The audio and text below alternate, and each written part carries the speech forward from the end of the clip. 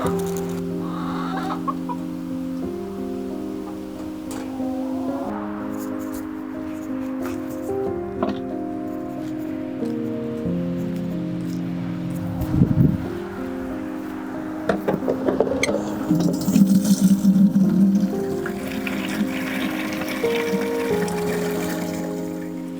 my friend. I am just watering a few of my little ornamental fall plants that are on the verge of death. We just got back from Homesteaders of America and I neglected to tell my mother to water these things, so we're watering the plants.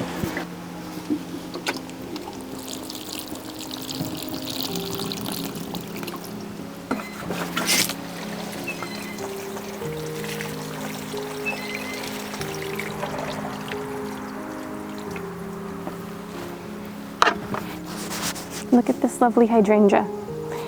I was not hopeful after I planted this plant. I planted it right before we got a terrible heat wave, and I kid you not, it suffered terribly. It did not like that.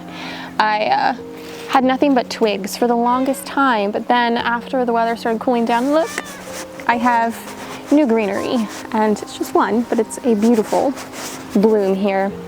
So now I'm hopeful it will last the winter and we'll get a good show next year. Patty, yeah, there's patty cakes. She stepped on it. It's okay. It's all right. I do need to come through here and actually remove the leftover dead stuff. But I'm so excited. I know I said I wouldn't be doing any Tuesday videos, but I had a little bit of time, and a lot of you really liked that last little chit chat video I did, which was really easy for me to put together. And if I have something to talk about, I can let you in on it. And I know it's nice to just sometimes see some more real life and see what's going on here behind the scenes. So we've got some projects we're working on, and I wanted to share some takeaways from Homesteaders of America. Overall, we had a really nice time. It was nice to just get away and not have to have so many responsibilities for a few days. Matt and I enjoyed our time away together. My mom and dad kept Eleanor and Grant for us, so they were here. So it was the first time we had gotten away, just the two of us, besides an occasional date night here and there, since last October, since the last Homesteaders of America. So we had a nice time. We ate excellent food.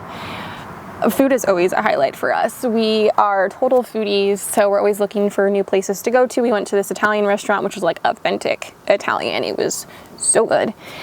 We went to this is a brewery, and they had some really interesting food that we got there. And then there were some really good vendors at the conference as well.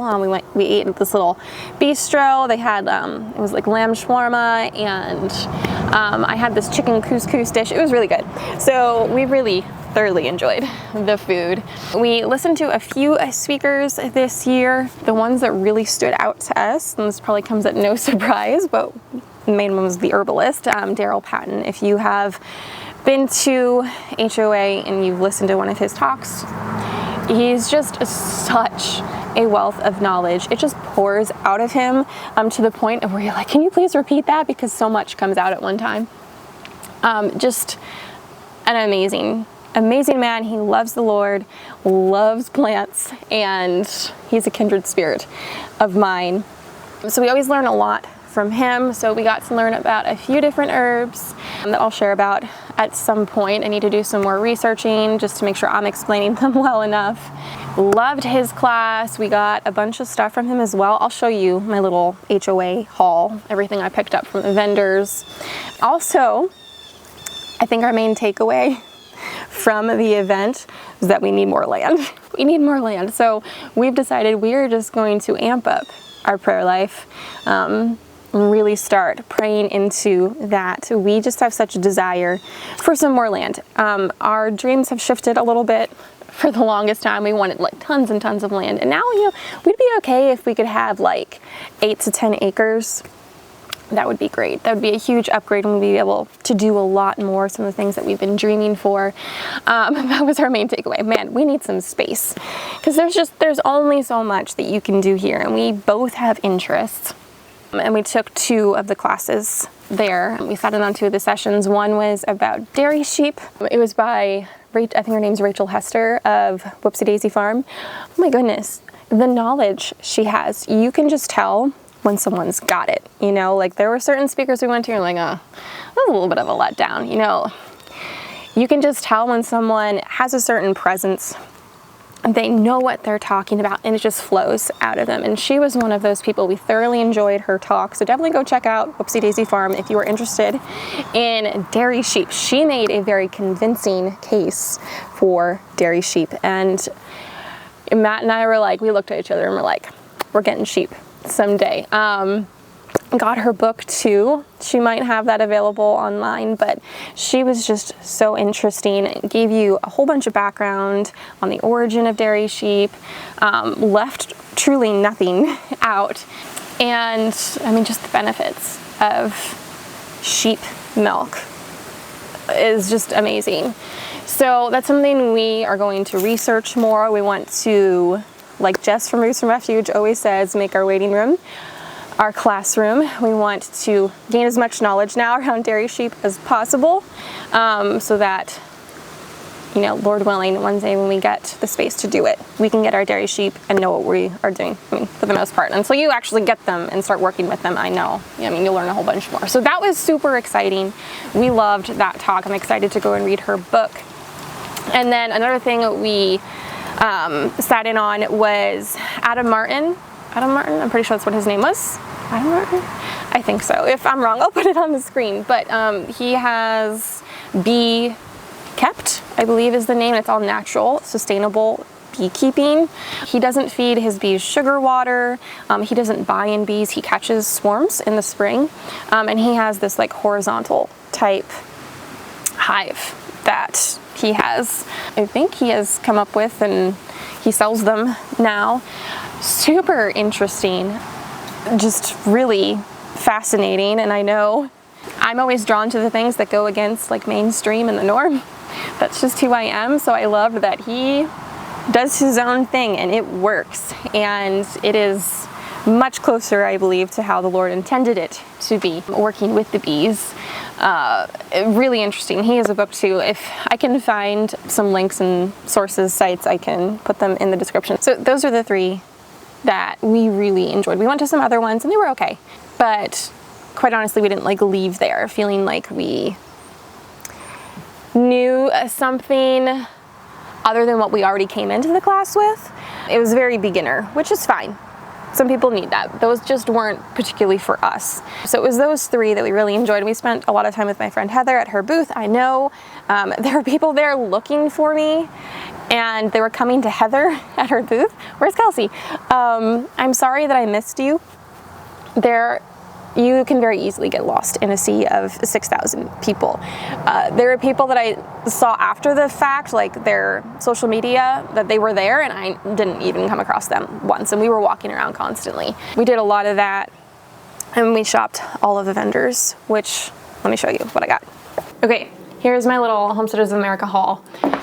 The first things, now this we got last year, but I just wanted to share this with you. This is Darryl Patton's book that talks a lot about things he learned through his, I guess you'd call him mentor, Tommy Bass. So much wisdom and knowledge in here.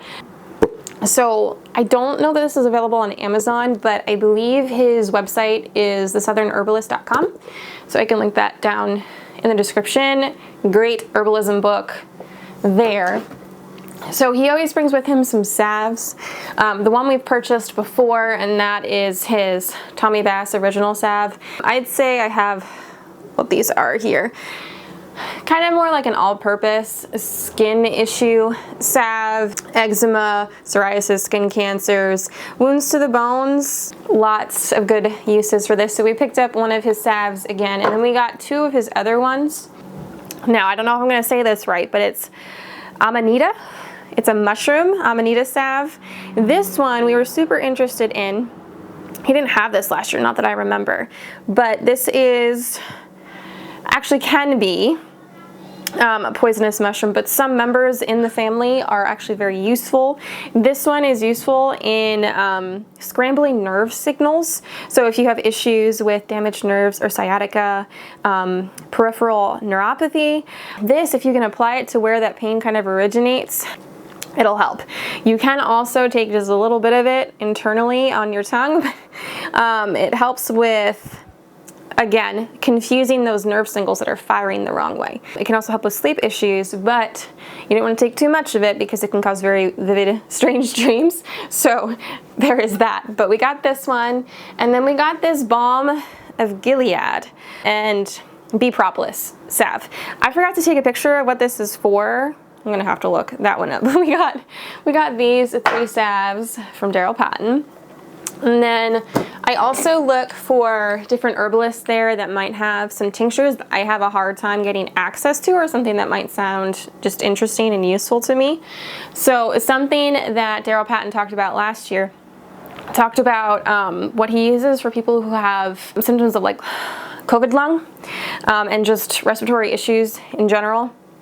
And those 3 things from last year were bone set and mullein, both of which I decided to grow in my garden this year.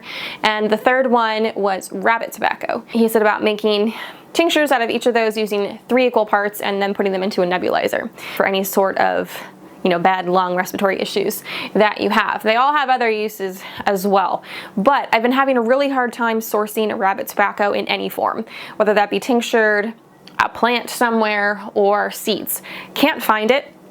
It does grow native here in PA, but in like little clusters, in like certain little pockets. And we have not been able to find it foraging around here. So I got 2 solutions to that today, or a couple of days ago, but today to show you. I got this rabbit tobacco tincture. I was super excited to find this. So now I have the tincture to use if need be. Good for a whole bunch of things. I'm not going to go into a ton of detail, but you can further research that yourself. I found this one, Corona. Was it going to focus? Corona and flu support. There are a whole bunch of stuff in that one. These are all from Ital Acres. That one, I got a migraine and headache relief one. And then this one is something I was really excited to find, is a sinus support. I seem to, whenever I do get sick, it seems to go straight to either my sinuses or my respiratory. So I wanted some other things to help fight that, and these can all be used like as preventatives as well as in heavier doses, something that you would need to take while actually fighting something. So super excited I found that. And then my other source for the rabbit tobacco. Look at what Darryl Patton gave me. He always brings along some of the herbs he's talking about in either live plant form or dried. And let me just tell you, everyone at Homesteaders of America is just so helpful, like willing to help. We'll give you the knowledge and the direction of whatever they can help you with. Darryl is amazing. I truly love him so much. I was expressing to him my difficulty in finding any source of rabbit tobacco, and he's just like, here, you can have this. So not only do I have a source of it dried right now, but I've got the seed heads. Now, in talking to him and another herbalist, they're not the easiest to get to germinate. And he said they don't spread very easily either. That's why you can only find them in like little pockets, even though they have these like plumy type heads, you'd think like dandelion, and it would just, you know, a cloud of it. It doesn't seem to spread like a weed. There's just little pockets of it. I'm gonna try. I'm not gonna do it right now, obviously, because it's not the time of year for it, but I am going to do a little bit of research and see what the best conditions are for getting this to germinate, and then I'm gonna try. And I'm gonna try growing it here on our property somewhere, because it's just one of those herbs that have so many good uses, a powerhouse of an herb. So I just think that's so awesome, like, that he gave that to me. Y'all know I love my wooden spoons, and this is from the company, the Riverwood, I think Trading Co.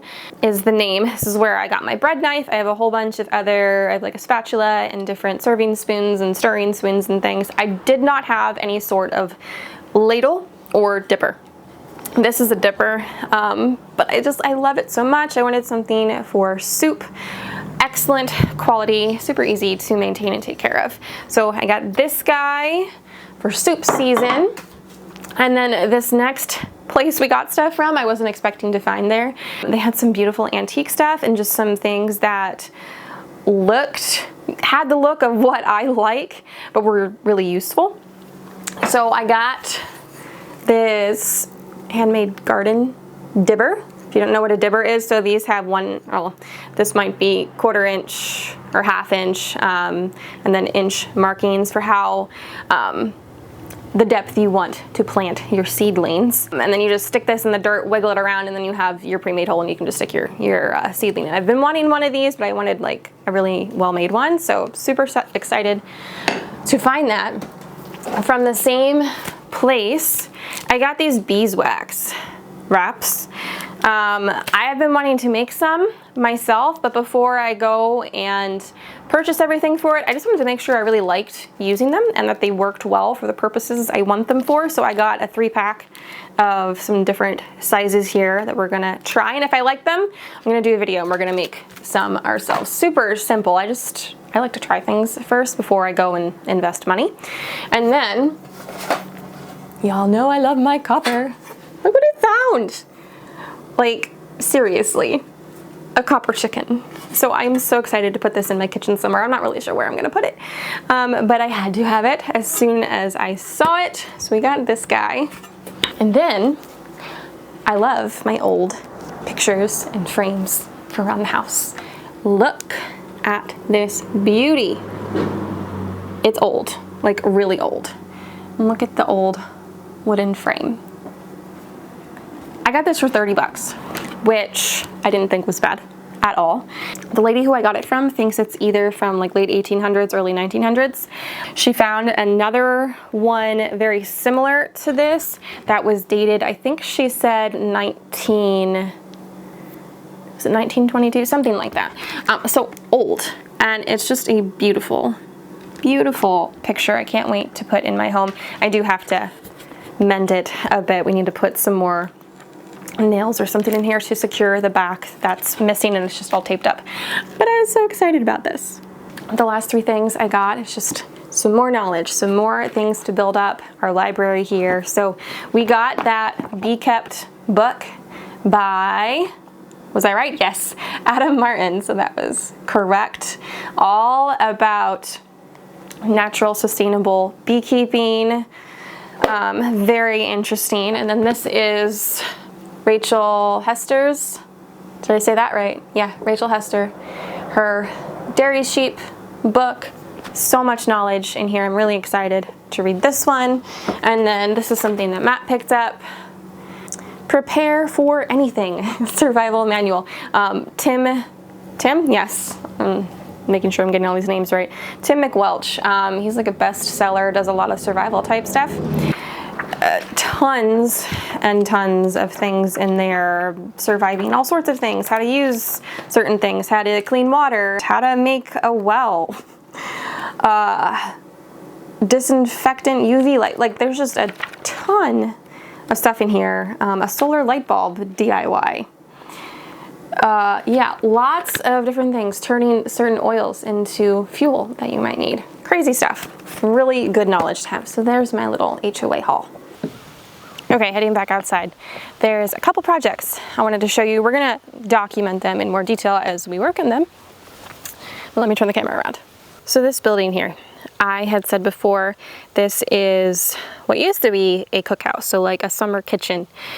It right now just houses a whole bunch of junk. It's just a big open space in there with some of our kids' toys and some storage. It's a mess, so I'm not gonna show that to you right now, but you can see the chimney there. So it already has a place where you can put a stove in, and that's what we want to do. I had said we have been looking for hopefully a dual coal/wood stove. I went away to bake bread and cook all of the food and warm things up as normally as possible if we ever were to lose power, which we had lost power just last year, just from a snowstorm for 3 days. It would have been great. I'd love to learn how to cook in a bunch of different ways without using source of electricity. So we have a bunch of thoughts in our brains about different ways we can do that out here, making some sort of outdoor kitchen space. But we've been, sorry, I have to switch arms, it's getting heavy. We have to look for a coal stove or a wood stove to do that. Now, I asked for some recommendations from you all, and so many of you said just go to Layman's. Look at Layman's. Layman's is great if you want to spend a whole bunch of money. And I'm not saying it's not worth it, but it's not worth it for us for what we're going to be using it for. I think one of the cheapest options they had there was like $3 to $4 grand. That is not within the budget for this project. If it was something I was using every day, sure, I can see investing into something like that. But I'm talking about going on Facebook Marketplace and finding a listing of someone who is trying to get rid of an old stove that was sitting in their grandparents' house that they're not going to use for like $300 to $500. That's what I'm talking about for just the purposes we're going to be using it for. So that is a project. We're going to clear that in there, fix it up, and we're going to get a stove here, hopefully in the next few weeks, and have it ready to go.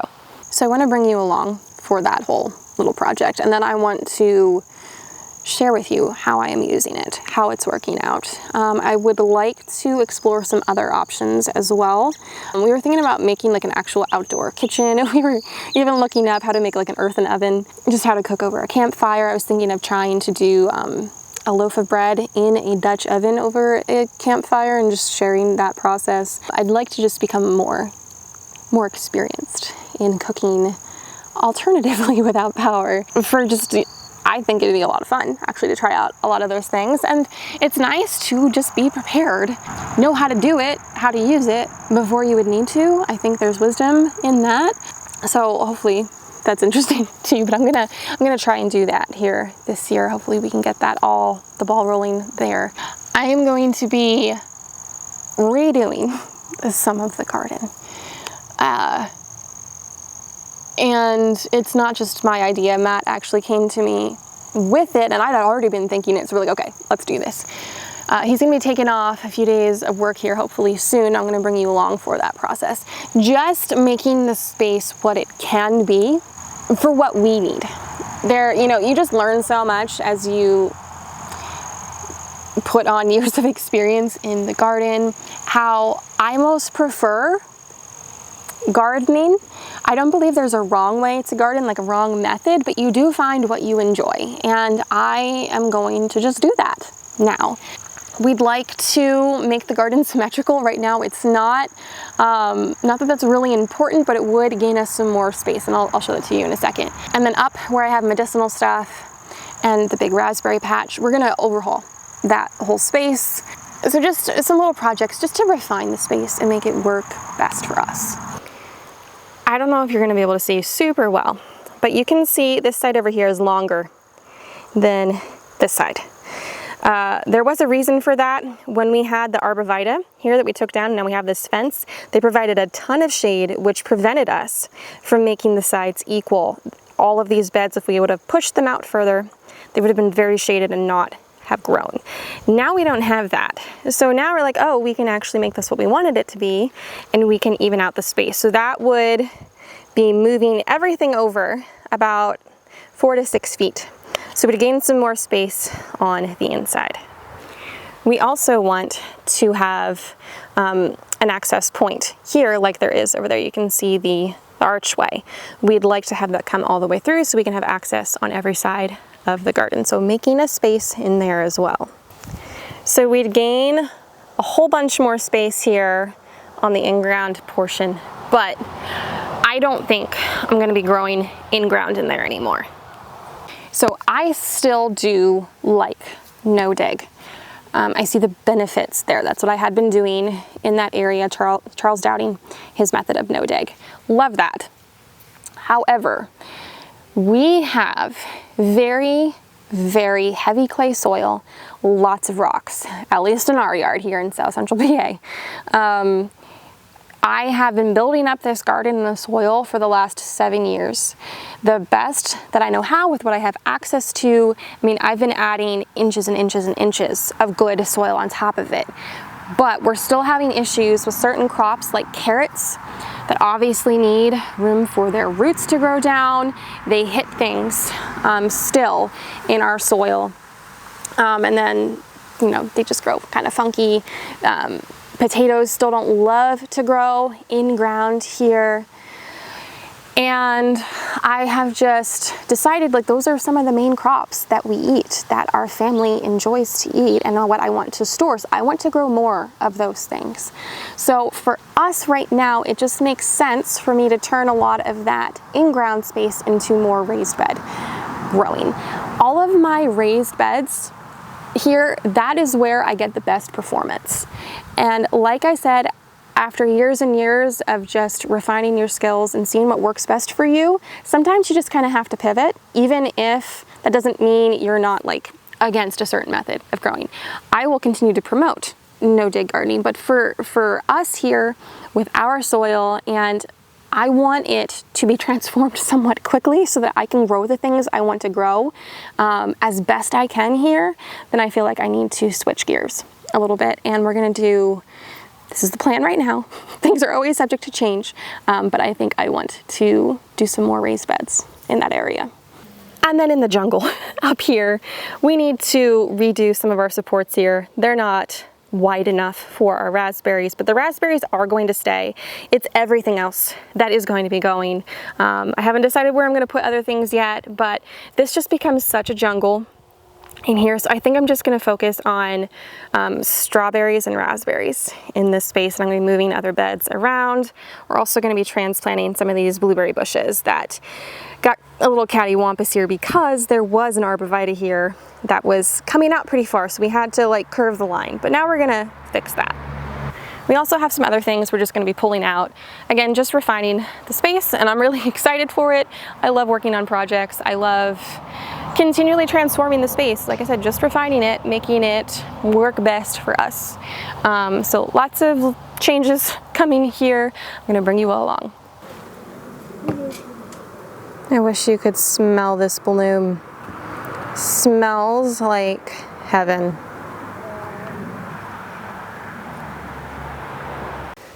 Look at all the raspberries. These are the double gold. Let me tell you, if you want to get into raspberries, these are the absolute sweetest raspberries you will ever eat. Why are you not focusing? There we go. I think. Are you gonna focus?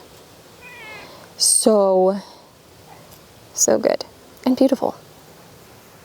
Okay, so that's all I have for you today. Like I said, just a little bit of chit chat, some updates, future plans for the property, and our takeaways from HOA. So I hope you, I love you too. I hope you enjoyed hanging out with me, chit chatting a little bit.